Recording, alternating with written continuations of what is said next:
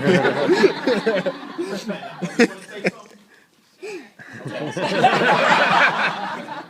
to interrupt Ice T, don't worry about it. So, Ice, we wanted to hear about your story of taking your brand so many different places and so many different genres across your career. How do you go from your early movies to your documentary to your podcast to books? How do you make that transition happen? Okay, so that's what we're talking about. All right. You going to stand right there? Okay. All right. Anyway, basically, they gave me the call. They said, Ice, you want to come to my TSC show? We're going to talk about. Usually what I talk about when I do lectures is I do like basically motivational speaking. So I came in here and I sat up at the top and I watched what everybody was saying. And I said, okay, now I figured out why I'm here. Because I've actually done this shit, okay? I've actually what you're trying to figure out how to do, I was able to do it. Now, you got to remember that where I come from, okay? I came out of the streets. I'm a hustler. That's what I was doing. I was robbing banks. I was stealing things, okay? So that business you have to be good at. If you're not good, you get shot, okay? It's not like the business that you're going to get into. So my business sense is like a spidey sense. If I detect anything, it could either be prison or death. Okay? Now, take those guys, those same guys, those Jay-Z's, those 50 Cents, all those cats, and you give them a legit chance to make money, and this is called hip-hop. And all of a sudden, we're in the business, but we're coming from another business. So y'all following me right now? We're coming from another business. Rappers were the first instant promoting vehicles that ever happened in film. People didn't used to do movies and say, you know, I'm John Wayne and I work with this studio, or, you know, I'm on Warner Brothers Records. But rappers, what did we do? Yo, Def Jam Records, we were promoting. As soon as we came out, we were branding. We were branding from the moment. Puffy is the biggest branding. Everything he said, bad boy, bad boy, bad boy. But everyone used to be afraid to self-brand. Back in the day, no one would talk about themselves. But us being kids, coming out the hood, we're like, well, if we don't promote ourselves, who will? Now, let's go back to drugs. They just, the actor that just died, what was his name? The drugs had a brand on it. Right? Right? Why do the drug dealers brand their products? Because what you're trying to do with a brand is you're trying to say, this is the best. Whatever I'm saying is the best. What is Ice-T's brand? I just hit you with it, blatant honesty. Right? I came right out the gate and said, this is what Ice-T is. Every time we listen to Ice, he's going to tell us the truth. Right? I've been working that my whole career. This is what I am. You say, okay, well, is it gangster rap? Is it this? Is it that? I've read his books. He tells the truth. It's just straight and raw. So that's the brand. So now when you're coming out the gate, your objective with your brand is like to say, okay, this is what we are, and in one word, you know what it means. When you say Google, you say, I can find anything using Google. It's one word and it means that. When you say a certain thing, okay, that Dunkin' Donuts, that's good. You know, your brain connects to that. Now, you guys are coming from nowhere. You don't have them. What is your brand? You don't know. It's difficult to get people to pick up a brand like they've never heard it before. So like one of the gentlemen was saying, connecting to another brand is very important. It's like this, it's like this, it's like this, but it's better. It's better. That's the key. Now, another thing the reporter was saying, press is important, but press is basically free publicity. It's free publicity. Coca-Cola doesn't need press. They buy publicity. See, they don't need press. They buy it. They can put the ads out there. When you're new, you need the reporters because they'll give you a story. And that story is kind of like an interview about my record that's coming out. Well, that interview didn't cost me any money, but you learned that my record is coming out. So that's why the press is important. But the press, you got to use it correctly because, like he said, if they catch you playing them, they'll turn on you. And then you got a problem you never had before. You got the press after you. So if you don't have money, you can't buy publicity. You have to use the press, or you have to use social media and all this kind of stuff, which is complicated. So the best way for me to explain this is, okay, so here comes Ice-T, he's coming out. The worst and the best thing that ever happened to me, which pushed me out there, was Cop Killer. Okay? When I'm at home, I'm making records, I'm doing okay, we're selling gold records, everything's good. I got my little brand going, and all of a sudden I'm playing, I'll take you back, I'm playing Techno Bowl. And my boy said, yo, Ice, the president is on TV talking shit about you. So we were like, what? Are you serious? Are you serious? So we changed the channel, and it wasn't the president, it was Dan Quayle, the vice president. And he says, and Ice-T this, and he should be tried for sedition.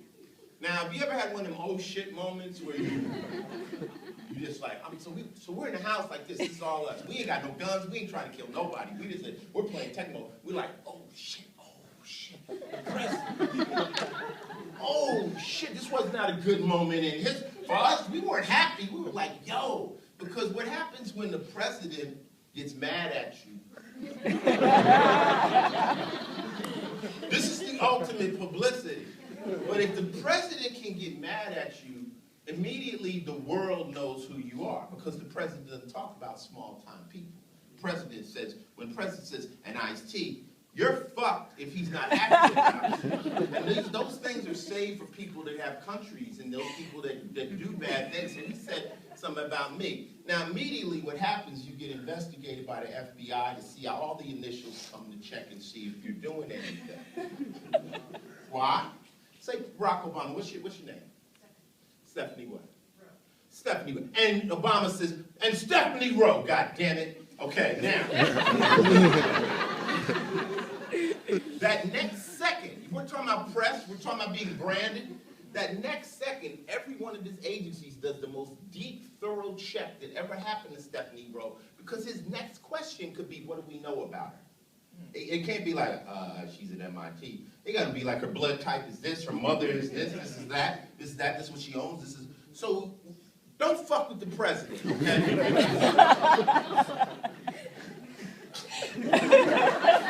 But, in that one moment, Ice-T got known, okay? So now I'm known. So now I gotta backpedal because everybody hates me.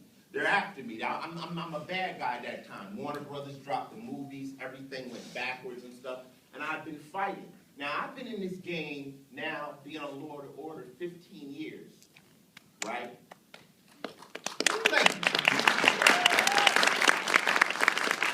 Pretty much swimming upstream. Because every time I get going good, I fuck it up. Because I'm honest. Chuck D says Ice-T is the only person I know that does things that totally jeopardizes his entire career to stay awake. Okay? So me, everything is going good, and I just go, fuck that, it's no fun though. I gotta do some shit. Now I'm not like Kanye, I don't just say dumb crazy shit. I try to say something that means something that you may not understand later. Now, one thing else I want to talk to you about is in business, is it a charity or is it a business? That's one thing you got to understand with your brand too. When people come to me, I'm like, well, is this a charity or a business? Now, if it's a business, I want to return. Right? Right? First thing I'm going to do, when you sit down with me with your brainstorm and you want to make some, I'm going to say, how's this going to make me some money? Because like my man says, I don't give a fuck about what you're trying to do. What's important to you isn't important to me. I don't care. You're trying to save kids in Somalia. I don't give a fuck. That's not my problem. Baby seals, go do it. Why do you need me? You want me? Then you either got to get me into your charity or you got to make me some money. That's all I care about. Why? Because with money, I can do what the fuck I want. Right? So you got all these brands, you got all this. When you start to make your move and you start to talk to business people, they're going to say, how is this going to make me some money? If it doesn't, you come in there, oh, well, this, even with a record, this album is going to change. They don't care. The record label says, if I put this out and I give you this much money, what is my return? And if you don't return, they will fire you. They will come after you for their money, just like the streets. So we knew how to bring a return. Let me give you a quick, even though this isn't a total business class, I'll give you a quick business class, real quick. You come to me and you say, Ice-T, I need $500. I'm like, I give you $500. A week later, 2 weeks later, you give me back $700. I didn't ask for $700, but you give me back $700, right? Next week you come to me and say, Ice, I need $2 grand. Got that. Give you $2 grand. When it's come back, you give me $2,500. I didn't ask for it, you give it to me. Next time you can come for 10. After 10, I give you 10, you give me back 14. Now you can borrow my car, and you can also stay in my summer pad. You understand what I'm saying? You have to understand that as you make in business, as you bring that return, business gets better. And don't ever fuck over the person that gives you some money. When I give you some money, no, this is real. The person that gives you money, you fuck over them. You know, your friends, even in personal life. The person that loans you some money, that's a person that loans you some money. Don't ever ruin that relationship, you dig? So, let me explain to you, I'll give you one little method of how we branded my wife, Coco. We got into the game, and like we said, this wasn't a charity. I was not in this to like say, okay, we're just gonna give you something to do so that you can have something to do. I got friends that like, I bought my wife a restaurant just to keep her busy. You know? She lose money though, but that's a charity. Are we doing charity or are we doing business? Okay? We're doing business. So I said, okay, what do you know, and I watched a business made thing, and the guy said, hey, you know what? If you start a business, always go for the lowest hanging fruit. Go for something that's just really familiar to you if you're going to start. So she was a model. So I said, okay, you're a model, but you just don't model to model. You have to model to one point be promoting your own stuff. You know what I'm saying? So she took her modeling, turned that into fitness, which is, you know, basically, this is how I got to this modeling shape. And then we became aware that in a woman's world, men don't spend money on women things. Men don't buy Beyonce's album. Men don't buy Whitney. Men don't care about that stuff. Men will look at you, say, yeah, I'd like to hit it, but they're not going to spend no money. Who spends money on women things? Women, right? So slowly what she did with her brand was transfer it from men looking at her to women befriending her. So she went from 80% men and 20% women to now 85% women and 15% men. This was a plan because at the end of the day, we ain't doing charity. We trying to get to some money. So what she did is she moved it around like this. The reality show helped a lot. Reality shows are basically commercials. That's all they are. You know, every scene, you're like, hey, so what you doing? What you cooking? Oh, yeah, you know my book's coming out. You're promoting it all times on that shit. It's on a reality show just for the fuck of it. You're dumb. You see the guys with West Coast choppers. You see how big that building is they own now. You see Cake Boss and all that. Reality shows are basically commercials, perpetual commercials. Every scene, I'm telling you, I got something coming out. I got something, you know. So you're branding, and you're branding. Now, what Coco has done has changed her brand from, okay, I'm that sexy girl, to girls, I'm that sexy girl. I've proven I got your man to look at me. Let's talk shop. I'm not your enemy. Let's go to the gym together. Let's buy clothes together. And it's working. Her new fitness app came out. It was #1 on iTunes. And it's selling. Why? Because she created something and kept it going. She kind of created her own celebrity.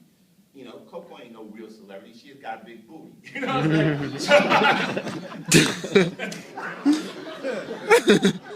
But girls want to get a little booty, and there's a market there. You know, so she's selling that. All right? So my whole thing, He's relaxing right my now. whole thing is, like my man said, niche. What are you selling? What are you promoting? Focus on it, and then figure out how you're going to monetize that at the end of the day. Like, I'm looking at a lot of these things on the internet, and I'm like, how are they going to monetize that? They got a lot of people on it, but how are they going to monetize that? You know, because I know it's not charity. Somebody's going to get paid at some point. No one's doing it for their health. You know, what is the dude just want to make 16 billion? What was that shit? What's that? I mean, how do you get, I mean, why wasn't it 14 billion? What's the difference? 16, how did you negotiate 16 billion? Why not, the numbers fuck me up. When you get that high, I'm like, why wasn't it 15 billion?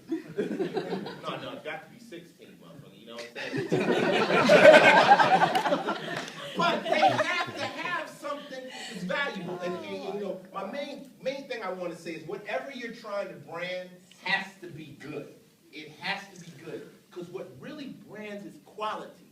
It's like it has to be really, really good, and then it'll go. I think one of the other speakers said, if it's really good, and a lot of your stuff ain't good, I hate to say it, but it might get good. I heard another guy say before, he said, a lot of times you start out with an idea that morphs into another idea, that morphs into another idea, that turns out to be good. Sometimes your first ideas aren't good. Accept that. Accept that. But if it's really, really good, it's going to sell, and it's going to move. It's like we said in the music business, nothing can stop a hit record. Nothing. If it's hot, it's just going to start. It's going to start morphing and doing this thing. So if you have a quality product or a quality service, you can't stop it. You can't stop it. It's gonna do its thing. Now, what the person that you're going to try to brand connect to is going to see is not your idea, but are they going to make money? Are they going to make money? If you take money out of the equation, you need to forget about it, because that's all that matters. It's all about money. And I teach kids this in schools. I tell them all the time. They're like, oh man, but my idea, my heart. I'm like, fuck your heart. Nobody cares about your heart. Nobody cares. It's a cold world. No one cares about what you want to do but you. So you get your money, and then you can do. Danny Pino, you guys watch Law and Order? Yeah. Okay, he wants to direct. He wants to direct. And he got his heart broke because they let Mariska direct, and he couldn't direct. I'm like, man, fuck directing. I said, you are making a lot of money on Law and Order. Take that money, and then you make your own movie. Don't get caught up. Just use what, you know, Orson Welles didn't like acting. He directed so that he could act. You know, so you know, I'm rambling here, but I know I'm dropping some jewels here somewhere. I'm kind of going to keep me in the room. I'm learn a lot of shit. Let me let her ask some questions, and then we'll just keep going. Because, you know, I'm so excited to be at MIT. You know, I would never be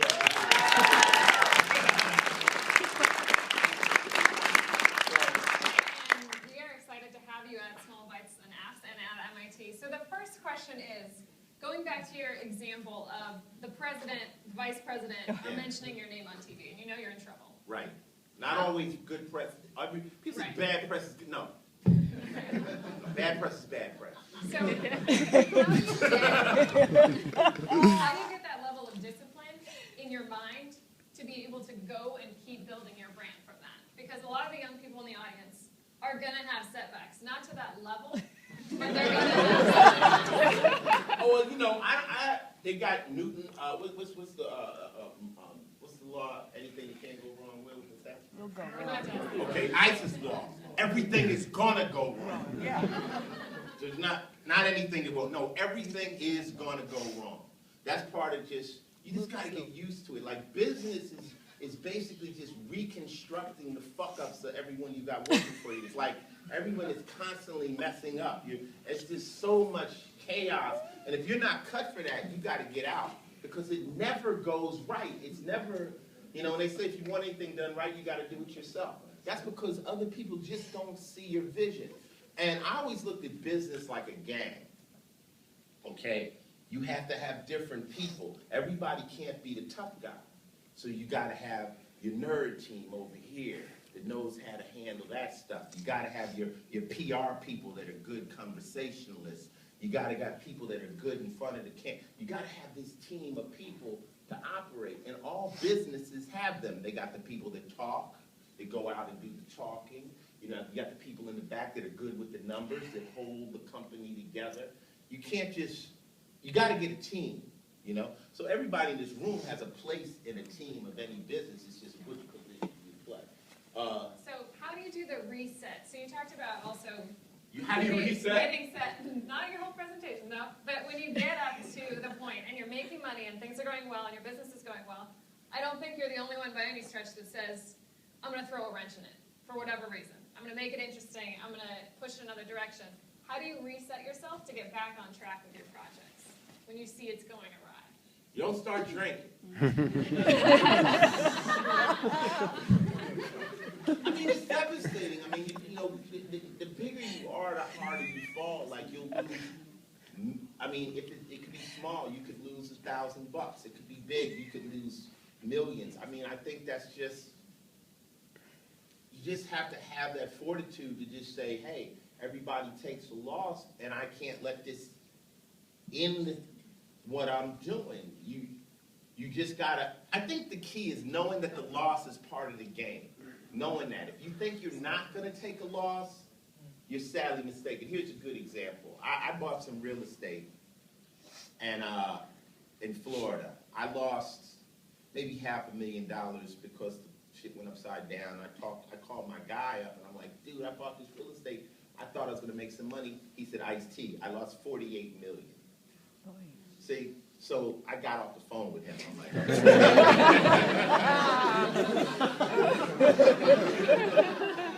so it's not just a win. I think that's the key. Your answer is, it's not just a win. You will take those losses. It's all about recovery time.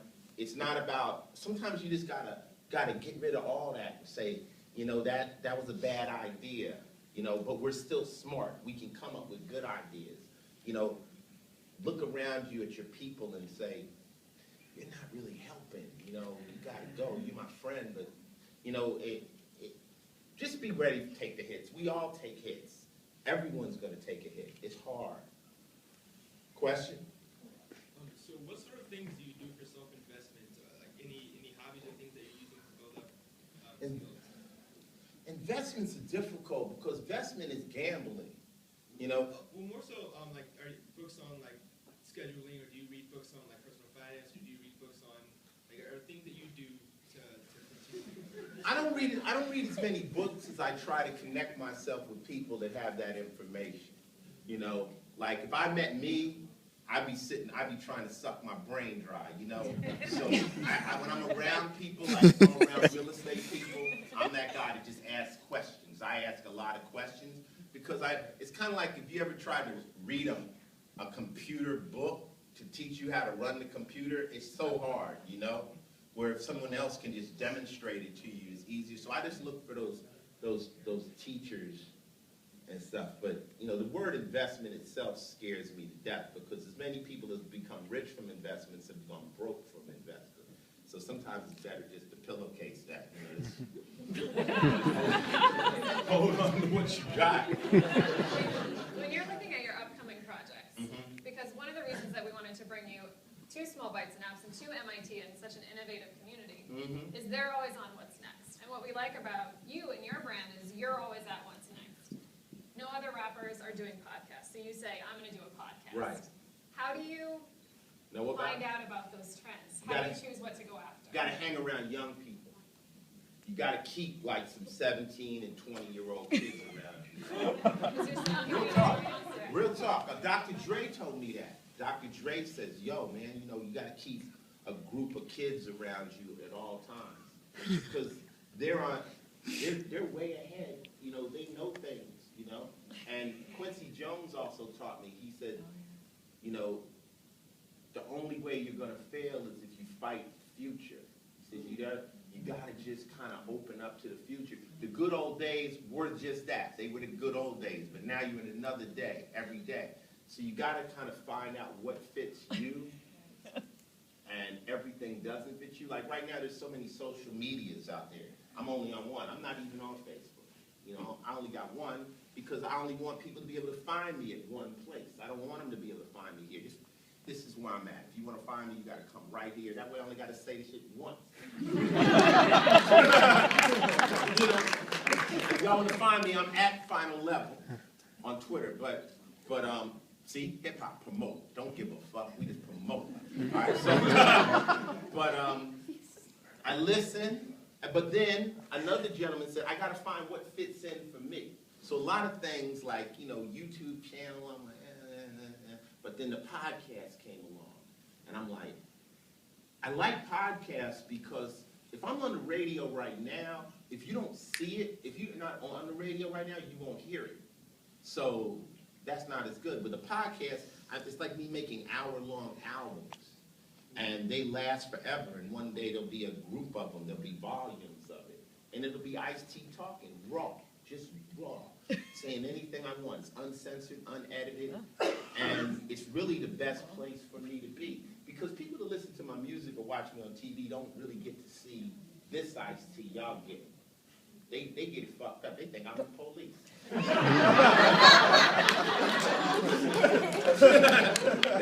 They don't. They're just, you know. So to be able to just be me, raw, is beautiful for me. You know. So when you have young people pitching ideas to you, or business people pitching ideas to you, they want to get you involved in a project. How do you tell if they're legitimate? What sells you? Oh, I got a lot of ways of doing that. Because I know you've talked a lot about showing and proving versus talkers. One thing we do, well, first off, usually in a business meeting, I'm betting on the person. So the idea isn't as much as important as that person. I'm going to look at you like, are you a winner or a loser? Are you a shammer, a faker? What really are you? Maybe, and if I'm like talking to this girl, I'm like, this chick's a winner. You know, you can feel it, like this person's a winner, or this person's a loser, or this person's a fake. That's what I'm betting on. Now, the second thing on is this going to make some money? Now, your whole idea could be like, okay, we're going to do this, and in a year, it's going to make $10,000. That might not be on my range right then. You can't go to Donald Trump with that idea, because that doesn't hit his radar. He needs a lot more money to make him interested. You dig what I'm saying? So that's one of the ways. Another business trick I always do is this escrow game I play. You want to know this one? Of course. People like to talk, like, oh, yeah, you're going to get in this business deal, or, you know, I promise you it'll make you $1 million. You're going to make $1 million this year.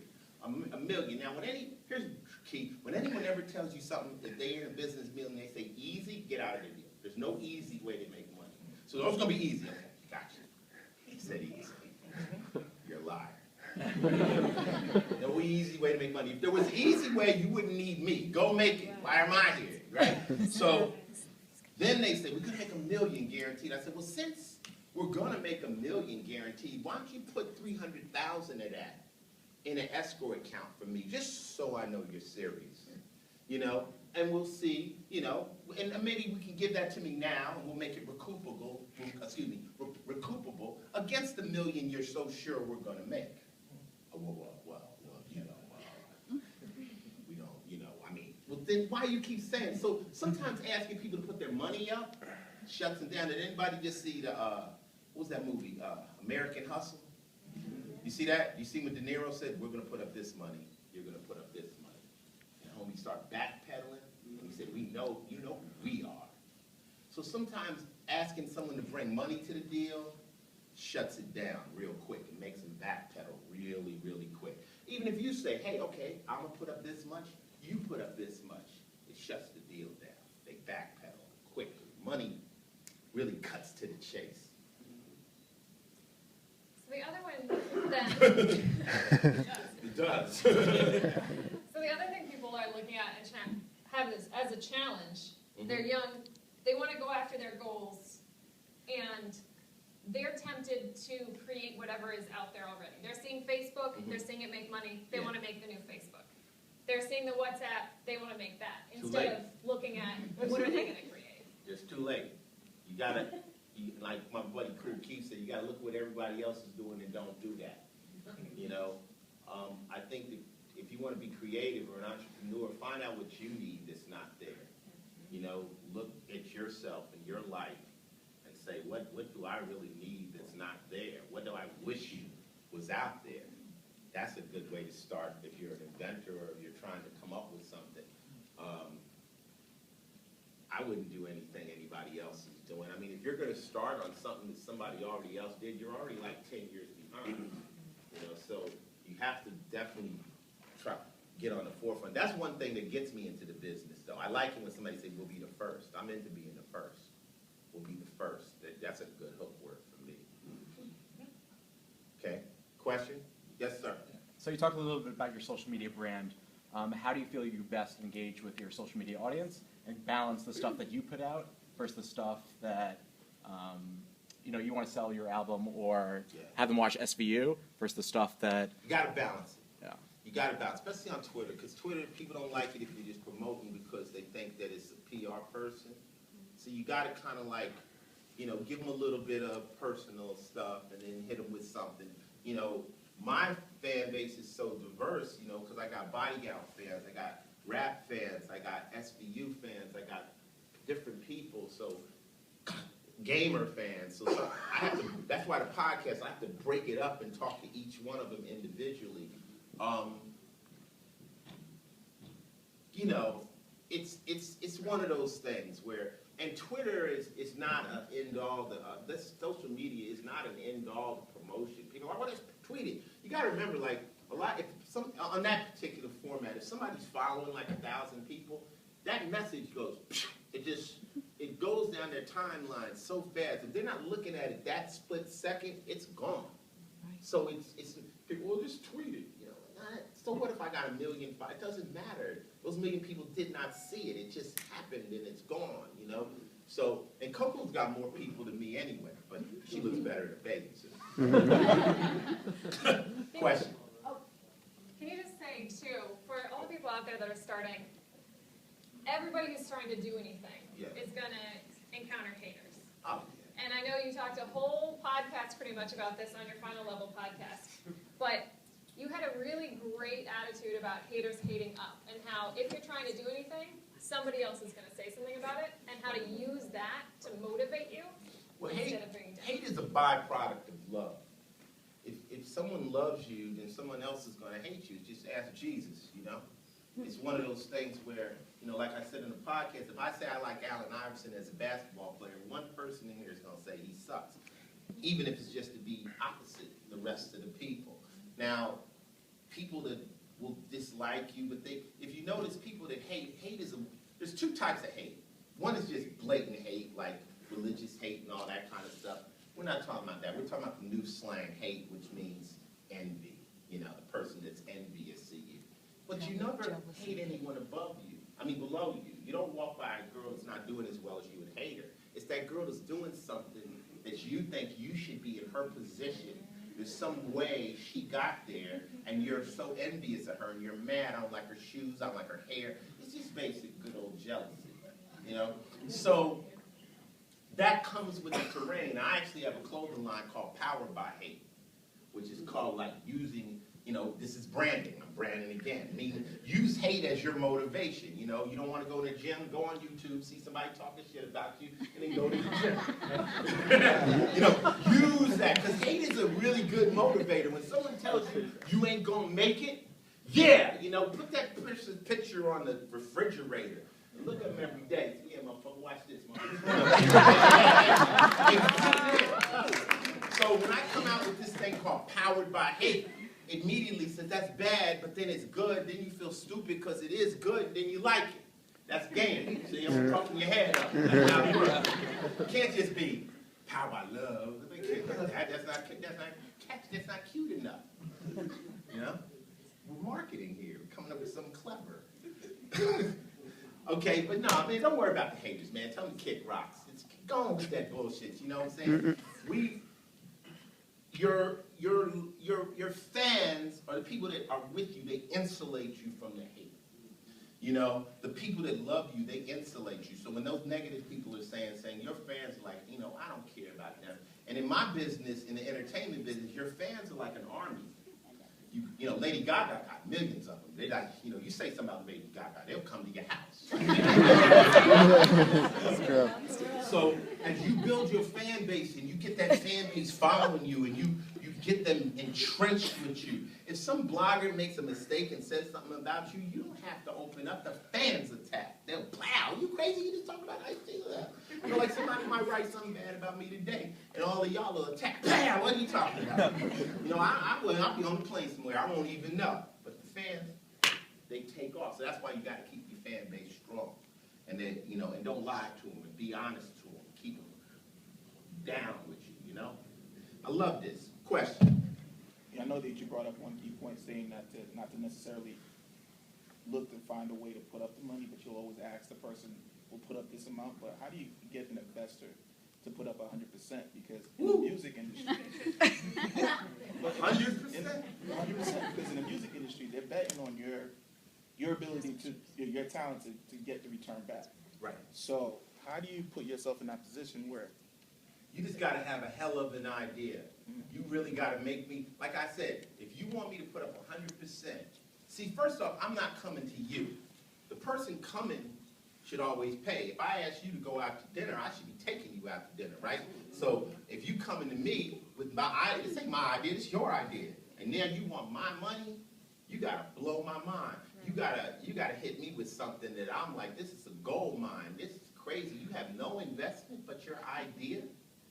You know, you see Shark Tank, they want to take it all. Hey, I'll give you 5% of your shit back. You want my money? You get 5% of your shit. They, you know, it's cold like that because they're taking the risk. Always, you know, I'm a good friend with Shaquille O'Neal, and Shaq used to always tell me, people would come to him and say, Shaq, I got an idea to make you some money. Like, you know, you have an idea to make you some money. You know, I got money, you know? Bringing the idea to me, you know? So it's one of those things where you have to humble yourself.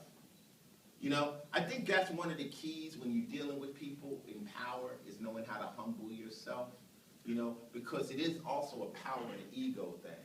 So if you come up to me like, yo, Ice, man, you know, I got this and this is what you need to get into, I'm like, you trying to stand toe-to-toe with me and you ain't got no money, that doesn't work. But if you say, yo, look, man, I know, you know, you man and I'm trying to, you know, if you come in. No, but this is real talk. This is life. This is life. You know, you humble yourself to that person you need something from, and then they go, you need a little help, huh? All right, I mean, you know, and then their ego works. But if you walk up, even a wife, if you walk up to your man, you gonna buy me that car. Like, nigga, you ain't getting shit.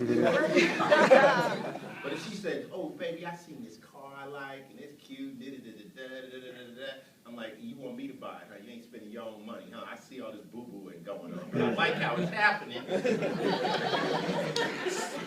I'll get that for you. You know, so you gotta know what you're doing. You can't just stand toe-to-toe with your idea so big and think someone is going to give you 100%. No, that's difficult. Question? So I have like a list of questions. Go on, I'm here. I mean, I got nothing to do. But I know she has time. Yes, who's the next talker? You're the last talker. Oh, well, then let's have a good time. Let's save the questions to Go to the venue. Okay, well, let her do something. Because I'm learning, too, as you guys ask the questions. I'm learning what y'all want to know, So which is important. one of the things you mentioned about transitioning through your career is building connections and how important that's been Yes. to have a diverse set of connections. So Yes. if you could talk about meeting someone like Dick Wolf and how that's changed your life, or having a friend introduce you to your wife, Okay, Dick and Wolf. how those move you through your career. Dick Wolf, simple. I had Fab Five Freddy. I don't know how old you are, but Fab Five Freddy was one of my partners. So he was in LA talking. And Andre Harrell, who used to be one of the producers on New York Undercover, was on the phone. And Andre Harrell said, yo, see if Ice will be on New York Undercover. And I was on my shit then. I'm like, nah, man, I'm a movie star, man. I don't do TV, man. Y'all kidding me like that. So then they hit me with the black thing. Oh, you too big now, huh, Ice? I'm like, all right, dude, give me a bad guy role and I'll do it. Because So I just got New Jack City playing a cop. So I was like, so they gave me this guy named Danny Up. I don't know Dick Wolf. So I do the show. My work got Dick Wolf's attention. You follow me? When I'm saying the product was good. So they put me on there for one episode, and then by the end of the episode, they were supposed to kill me. I get a call. Dick Wolf. He says, we don't want to kill you. Would you stay around and do another episode? I'm like, y'all don't pay me enough to stay around to do another episode. Because when you do those shows, you only get they have a set rate for the actors that come on. I don't care who it is, there's a set rate so that they can't negotiate. Say it's $10,000 for the episode. That's all you get. I don't care how big you are. When they come on as guest stars, they get a set rate. So I was like, that's not enough money, man. I'm in New York. I'm having problems. I got a bad hotel. So he said, oh, well, here's some industry shit. Okay, let me figure this out. Now, when they say that, that means they about to come back with some bullshit or something. You know, so what he does, he comes back and he says, we can't raise your rate, but we can perk you. They put me in the Four Seasons Hotel in a suite. They got me a limo that stayed with me the whole time I was there, and they paid for my buddy's room. This is how they were able to keep me there without paying. So now I'm meeting Dick Wolf. I'm like, okay, Dick Wolf's gangster. I see his get down. So we did 3 episodes on that. They liked my work. He asked me to do Swift Justice. He asked me to do Law and Order, the Law and Order Exile. Every time we did a show, they got the reports back. People liked Ice-T. Now, the funny thing about my career is my rap fan base matured into my Law and Order fan base. You see? So all the people that were hip-hopping with me, they grew up, now they have kids, and now they're just watching Law and Order. So I still have my same fan base. I just matured along with them. You see what I'm saying? If I was still rapping to the kids, I would be out of my zone. Right? So, right. All y'all was there with us, Run DMC, back in the day. Now you grew up, and so I did a television show with Dick Wolf. Now I have a relationship. I've been on 3 of his shows. And I went in there and I said, I have an idea for a show called Players. Players was a show I did with Costas Manuel and Frank Hughes. It was on 1 season. So I went in there and I said, I got an idea for a show. This is me going into the mail. Yo, Dick Wolf, I got an idea for a show. He said, every actor, like say, should have their own show. Okay. But this is the idea. So I pitched my idea to him. He was like, that reminds me of 18. 18 saved NBC. You mind if I move it around, change it around? Good example. When the boss asks, can you move your idea around? Say, yeah. Yeah, because he's investing, you follow me? So he said, you mind if I change it around, your idea? No, go, I'm cool. I just want to get a deal. So he said, okay. So about a month later, I got a call and he says, I'm on the airplane with Warren Littlefield. You just got a show. You got greenlit. Bam. That show went for a season. When that show was over, he told me, Ice-T, I wish I had a better vehicle for you. Because, I like your work ethic. I'm like, cool. Then I got the call for SVU about 3 years later. And he only wanted me for 4 episodes. It's been 15 years. But the man don't like me. He likes the money I'm bringing in. Now we're going to turn this back into pimping. Pimps don't fall in love, they make love. Okay? The boss don't fall in love, he makes you think he loves you. He put his arm around, but he's just, in turn, what you're bringing in. Whatever money you're bringing in, this is how they turn on who lets love more. Right? So, like when I say pimps don't fall in love, strippers don't fall in love. They make love. They make you think they like them and you pay. So you're in the business. They don't love you. He doesn't love me. He loves the money I'm bringing in. Okay? They can do all their things. Every time I'm on television, they're like, IQ rating here. Is he here? Is he here? He's here. The trick with me is I've had such a I've done so much shit, I can't really get in trouble. You understand? If I get in trouble, it helps me. I'm not like Mariska who can't be seen out in the club drinking. You see what I'm saying? I'm Ice-T. I'm a rock star. I can do anything except, like, if they found out I was a Republican or some shit. That would be Other than that, I don't got no problems. So Dick Wolf likes me, but he likes the money I'm bringing in.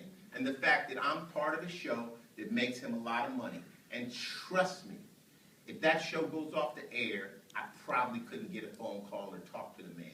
That's just how cold the game is. I always say, you got business associates, you got friends. A friend is somebody you can go in their house and open up their refrigerator.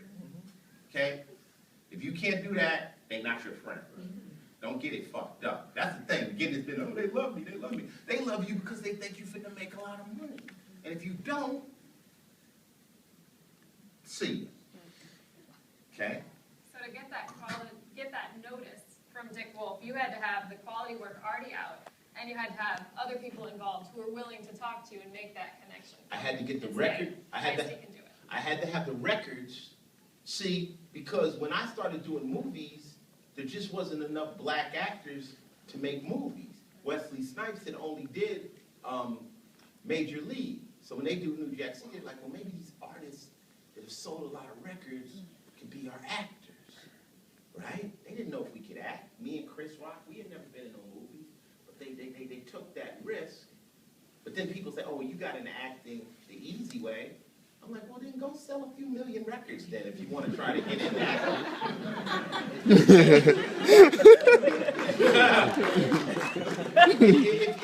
if you make yourself known, like my man said, visibility. Who said visibility? If you make yourself known, now you have more eyes on you, more options happen to you. I'm not going to say doing YouTube is a way to get known, though. That's just so much craziness. They got a whole show called Ridiculousness, which is people, you know. And also, I will say, whatever you're trying to get known, try to get the respect that goes along with it. Because right now, a lot of people just want to be known for being stupid, and it don't last long, and it doesn't cash in long. I'm living proof. I've been here 30 years, still in the game, and that comes from swimming upstream and doing everything. But I still am here, and a lot of them people are, don't just, any means necessary, no. Try to maintain your integrity. That lasts a lot longer, because people say, well, not longer than the money. I'm like, yeah, but you could go broke. If you go broke, your integrity can give you another chance. You see what I'm saying? So you just can't take all the money right now, because if you go broke and you're an asshole, you ain't coming back. So, and you will have those moments, like you see us entertainers and athletes, we make a lot of money, and you always say, oh, they didn't pay their taxes, but that's another class, and how to keep it, but we definitely know how to make the shit, you know what I'm saying? So first you gotta learn how to make it, and then you need somebody to come in and teach you how to hold on to it. That's a whole nother game. But goddamn, man, you can generate a lot of money out here. It's crazy and stuff, and it's hard to hold on to. It's hard for everybody to hold on to. As soon as you get some money, you like trying to buy shit. So much shit you want to buy.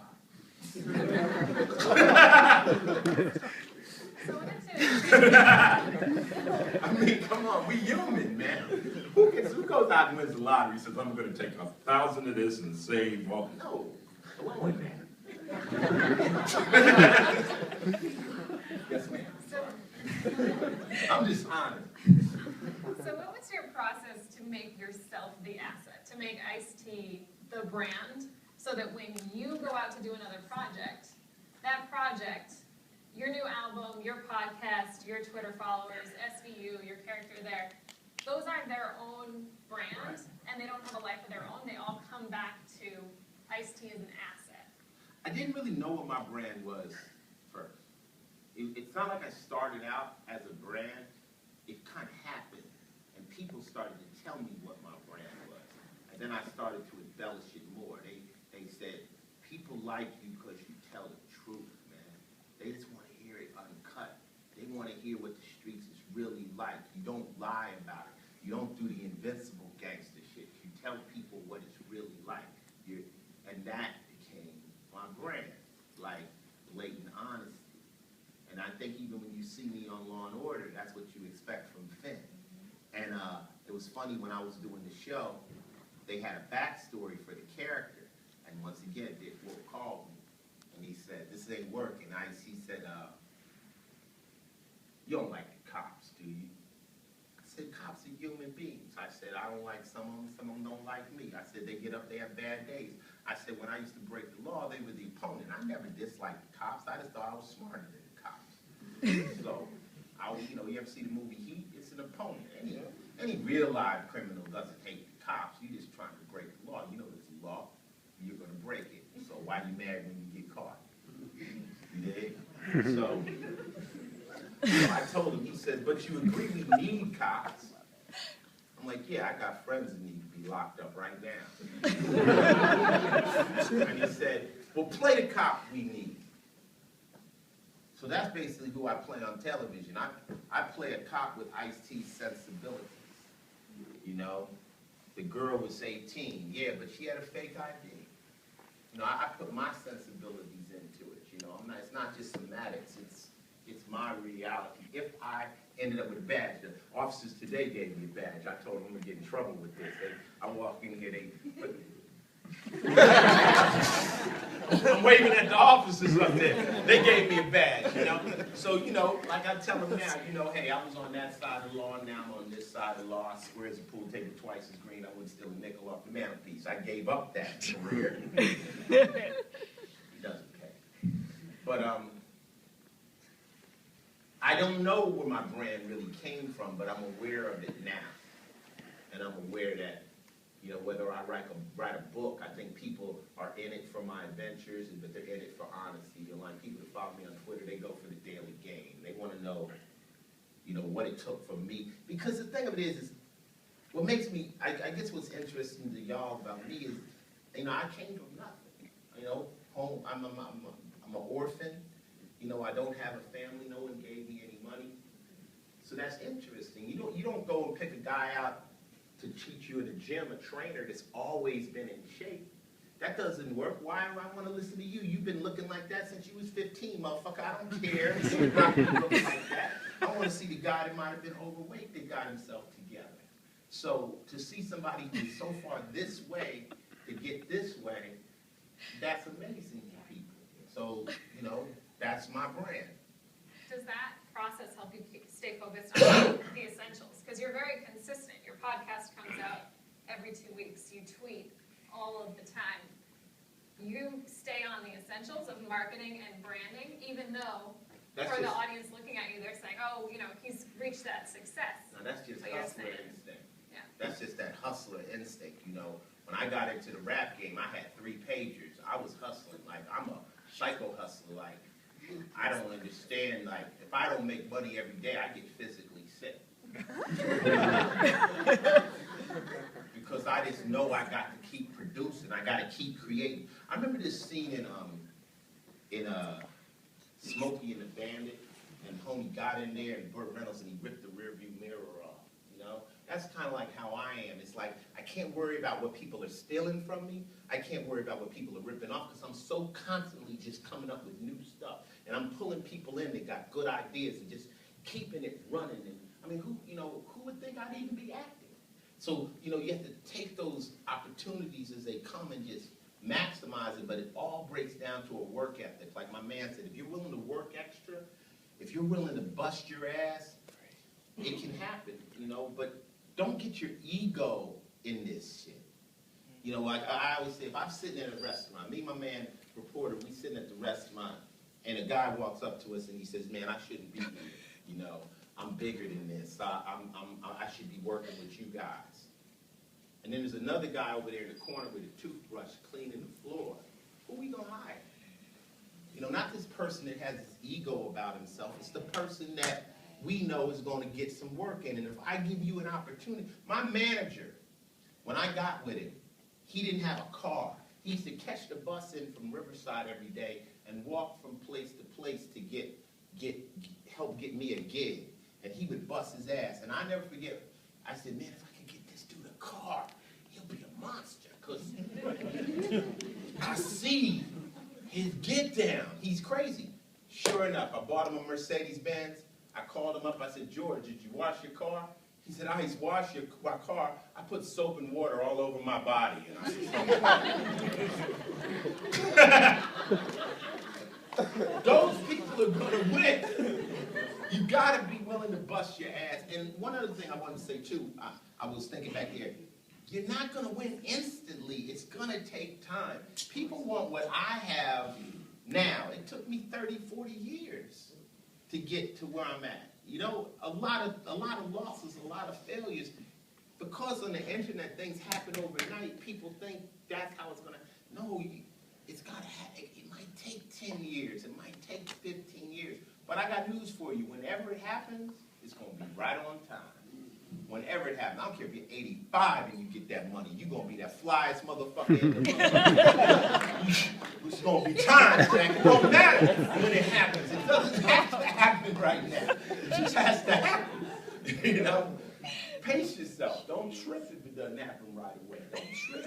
Is it that same motivation that leads you to diversify what you're doing? Always looking for the next thing, looking at different areas within media and entertainment to move to?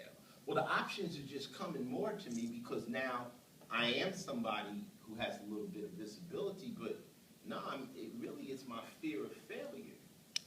It's my fear of being broke or having something happen to me or something. I have a deep fear of not being able to physically do things. Because most of my money is generated by me on the stage, me in front of the camera, me personally getting up. What happens if I can't get up? What happens if something happens to me when I'm physical? What kind of money do I have happening without me actually working? Not much. Not much. Everything pretty much happens when I move. I'm right here. I couldn't phone this in. You see? So there's a fear of what happens. But, you know, that's why. But I counter that fear by staying in shape, staying healthy. I mean, I know what my commodity is. I know it's me. So I got to make sure I stay on point. I don't get no DUIs. I don't go to jail. I don't kill none of these hating ass motherfuckers out here. You know, I got to stay focused because if something happens to me, it all goes down. And that could be true of any entrepreneur. If they're sacrificing themselves and tearing themselves apart every day, they're not going to be able to make it over the long haul. They're not going to have a 30-year career if they're not taking care of themselves. Remain calm. The main thing is not to panic.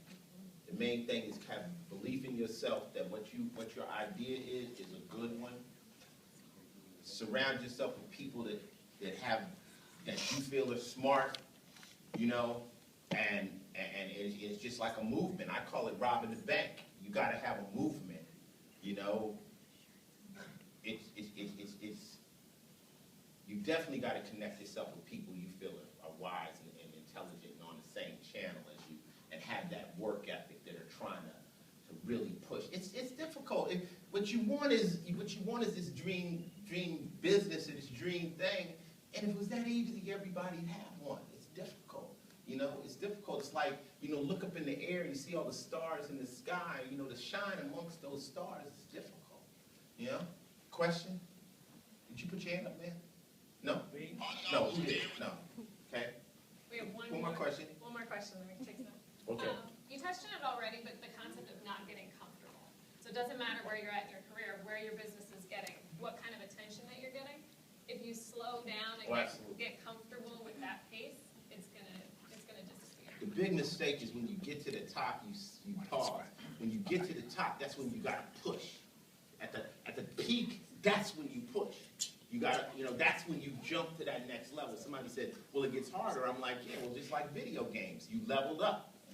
You know, when you get to the next level, it is gonna be difficult. But you gotta push. Like, I'll put a good example. Say I drop a record and people are talking about it. Okay, that might not be the time to talk about all the things I want, right? But the moment that record starts to peak out and it's hot, it's hot, it's hot, it's hot, that's when you say, yeah, you know, I'm thinking about doing a movie. I want to, you know, you got to know when you peak out, that's when you start asking for stuff. And I call it planting seeds. Like, say shit that you're thinking about doing that you wish you were doing. You know, I mean, I was thinking about, you know, I'm just looking for people, you know, we're trying to start a film production company. I was thinking, that's bullshit. I wasn't. But if you call me, I was. You see what I'm saying? So when you start to, like, see opportunities out there for you, but you got to do it at that moment when you're at the top. That's when you jump off. You know, what they say about, there's a term about it, you know, where you just can't, don't rest on your laurels. You know, you just gotta keep doing it. I mean, you know, Janet Jackson said, what'd you do for me last year? What you done for me lately? It's like you're only as big as your last hit. I can't be walking around with my Colors Gold album talking about, yo, colors, you know. So y'all wanna know what I did last week. And the only reason I'm here is because I'm one of the people that have managed to achieve I'm not Donald Trump, a relative amount of success and maintain it. It's difficult though, and you know, and humble yourself to this game, man. You know, like my man said, I say life is like a gymnasium. If you look to your left, you always see someone in better shape. If you look to your right, you'll see someone who would die to be in your position. So just be happy with who you are and where you are. Just try to benefit, work yourself. Don't get caught up. People will always try to make you feel bad. Oh, Ice, you ain't puffy. Just shut the fuck up. Like, you ain't me, nigga. Like, there will always be somebody, you know, and just say, you know, if you could do 100 push-ups and I could do 50, all I got to do is learn how to do 55. I'm not competing with you. I'm competing with me. That's who you're competing with, you know. And if you concentrate on that, you'll come up with a great product, and people will want to be involved with it, and they'll feel you. Question? We're ready. So we want to first